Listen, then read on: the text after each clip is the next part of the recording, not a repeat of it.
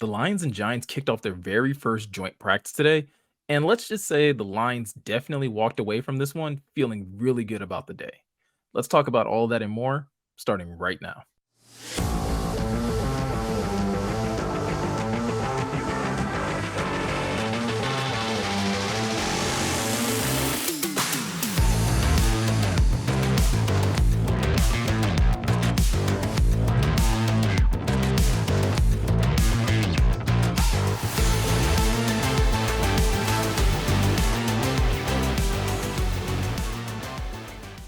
What's going on, Lions fans? Welcome to the Pride of Detroit training camp observation. I'm Miko, and in today's video, we are once again going to break down some of the biggest news, takeaways, and observations to come out of Lions training camp today. Now, unlike most of the other videos, today is a special day as far as training camp goes because the Lions kicked off their first joint practice against the New York Giants, who are in town. Now, yesterday I dropped a video of some of the top things that I was looking for going into these practices, and let's just say the Lions definitely delivered on a few of those things in their very first practice. But one of the things that definitely showed up in a big way today that wasn't originally on my list was the performance of running back Jahmyr Gibbs.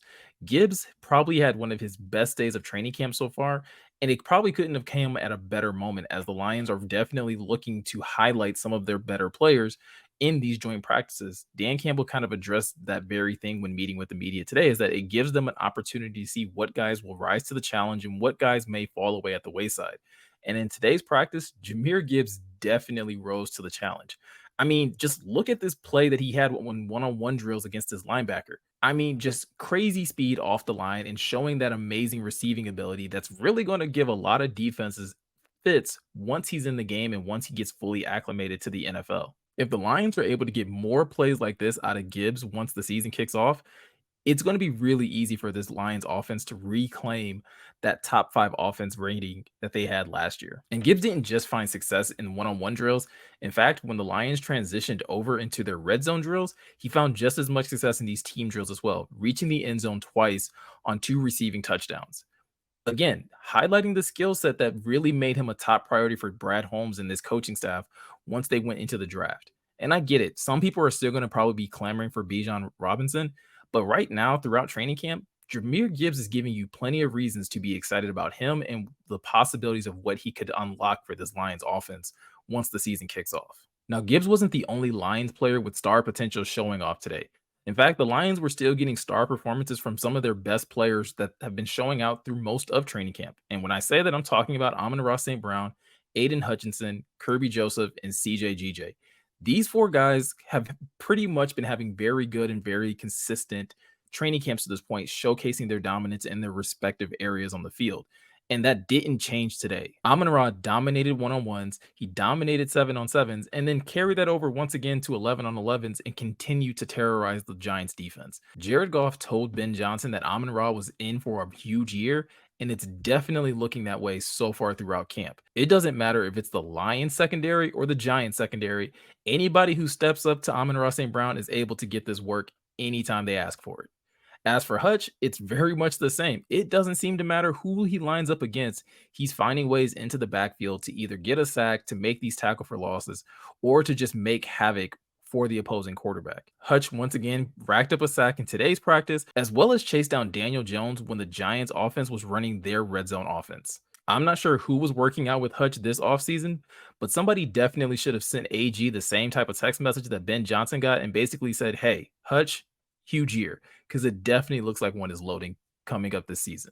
And when we move to Kirby Joseph and CJ it's definitely starting to look like the Lions have found their new secondary tandem, whether it's them both playing safety or Kirby continuing to play safety and Chauncey Gardner-Johnson playing nickel. These 2 guys are seemingly continuing to bring the energy and the intensity to this Lions defense. And it's not just energy, but they're actually bringing big plays to the defense as well. Both Kirby Joseph and CJ were credited with PBUs throughout practice, as well as some really good run stops as well. And while some of this may have been expected from Chauncey Gardner-Johnson when he came over to the Lions, this is a huge step for Kirby as he continues to grow his game from what he was able to put on the field last season. I know it's only the first day of joint practices, but this is one of the things that you want to see, your stars shining brightest and continuing to play like stars. I'm sure that as both a fan and as a coaching staff, this gives you the level of confidence that you're looking for through these types of practices. Like I mentioned earlier, Dan Campbell's looking to see what guys are going to rise to the challenge and which guys are going to fall to the wayside. Well, he definitely knows these four guys are definitely going to rise to the challenge at any given moment. And speaking of rising to the challenge at any given moment, that's exactly what John Kaminsky did in today's practice. Now, Kamish is someone who took full advantage of his opportunity last season when the Lions were dealing with injuries along that edge and defensive line group, and definitely showcased his versatility as somebody that could kind of help unlock the potential of this defensive line. Whether it's through stunts, whether it's through just having a more versatile defensive front, it's very evident by the way the Lions prioritized Kamish as a free agent that they wanted to have him back. And in today's practice, he definitely showcased the reason why. Much like Hutch, Kaminsky was all over the field in the backfield, whether it's making tackles for losses, getting sacks, or again, just being disruptive in the middle or on the edges of the Lions defense. We all know about how many different edge rushers the Lions have at their disposal, but it's going to be very imperative that Kaminsky continues to showcase this level of versatility and this level of effective play when he's utilized on the Lions defense. If he can continue this level of play going into the regular season, not only do I think Kaminsky can have a really big year, but I think those around him will benefit greatly from just the fact of how he plays the position, whether it's his motor or just, again, the versatility that he's going to bring to this defense. Now, staying focused on the defensive side of the football, I wanted to highlight two guys that we've talked about on this channel quite a bit throughout these training camp observations, and those players being Julian Okwara and James Houston. Now, we know Houston and Jo are both battling for that final Sam linebacker position, and it's going to be really imperative that they both have good showings throughout training camp to really figure out who's going to get that final roster spot, or if they're going to put the coaching staff in a tough decision and have to make an additional cut somewhere to try to keep both guys. Well, today it definitely felt more of a battle as both Jo and Houston were able to make plays at various points throughout the practice today. Both guys were splitting reps with the second team, and Jo was able to record a sack, while James Houston was able to make a really impressive tackle for loss during the Giants' red zone drill. Again, when you look at both players, these are the types of things that the coaching staff is looking for as far as areas that both players need to improve. Jo needs to be able to showcase that he can have a certain level of consistency as a pass rusher and as someone who can drop in coverage and potentially defend the run as well. Whereas James Houston is someone that they already know can rush the passer very well, but they also need him to grow in terms of defending the run and showcasing pass coverage ability as well. Well, with plays like today with from both guys, it definitely shows that they're at least ticking in the right direction. Now it just becomes a race, a matter of who's going to be more consistent throughout camp. And as far as the first day of joint practices goes against the Giants, both guys at least get a positive mark in my book for how they performed in today's practice. Now, switching gears back to the offensive side of the football, we talked about how explosive and how much Jahmyr Gibbs shined in today's practice, and we also talked about how unstoppable Amon-Ra has continued to be throughout practice.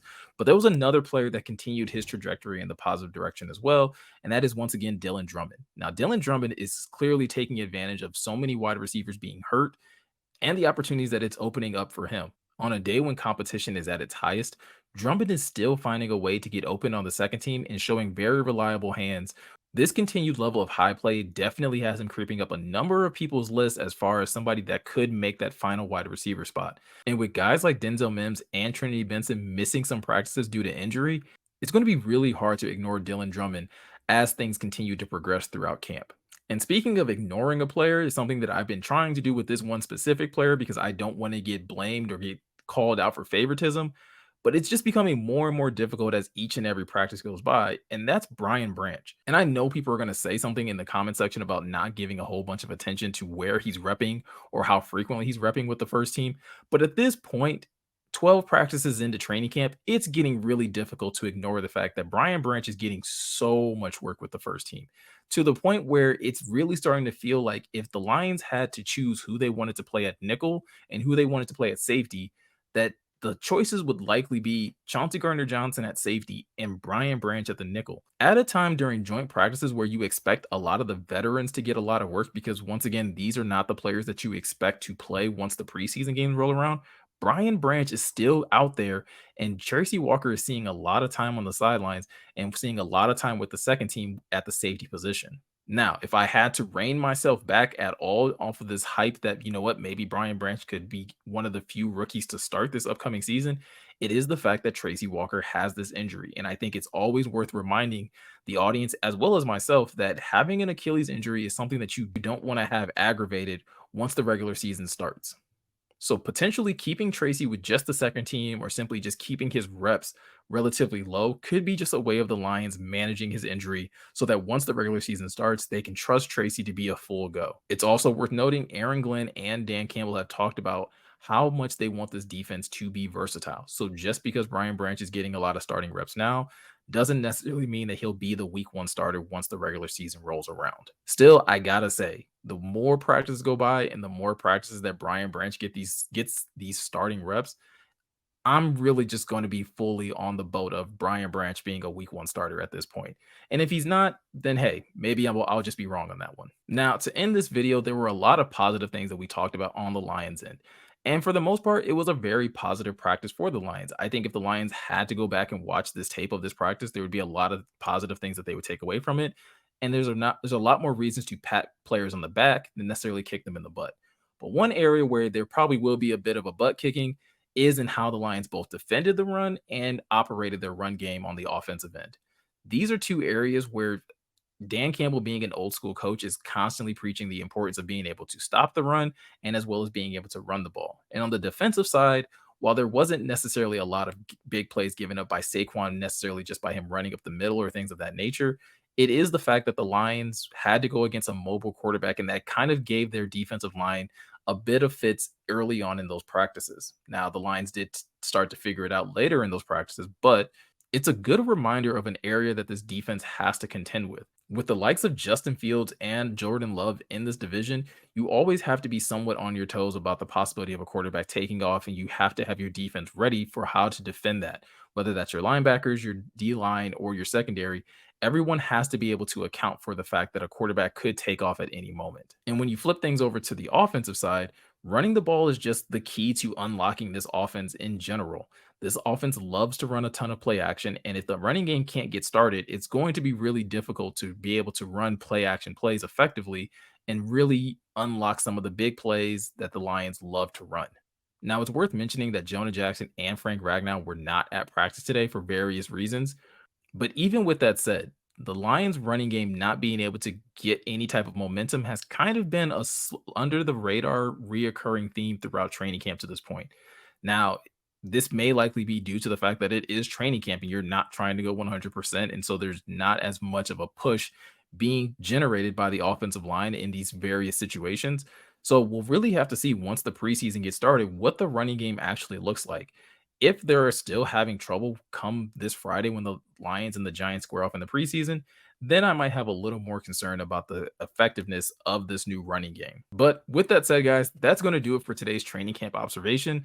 Let me know in the comment section below, what do you thought of today's practice? Was there anything that you saw or read that really stood out to you? Are there any questions that you have about today's training camp? If so, be sure to head over to prideofdetroit.com, where Jeremy has a new training camp observation article up, as well as check out the podcast that Jeremy did right after the Lions and Giants practice today. And if you're new to this channel, please be sure to hit that subscribe button as well as that notification bell. That way you can be notified anytime the Pride of Detroit channel uploads a new video. Once again, guys, I'm Miko over here at Pride of Detroit.